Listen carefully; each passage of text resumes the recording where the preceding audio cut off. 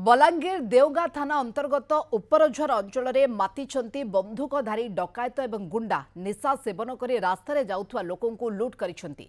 केतेबेले गाँ रास्ता तो केतेबेले सहर रास्तार एमाने लोकों को अटकाई माड़ मारिबा सहित भयभीत करी डकायती करुछंती। अंबुज नायक नामक जड़े व्यक्ति गतकाली रातिरे गाँ को फेरुथुवा बेले ताको दुई जण अटकाई टंका मागिथिले।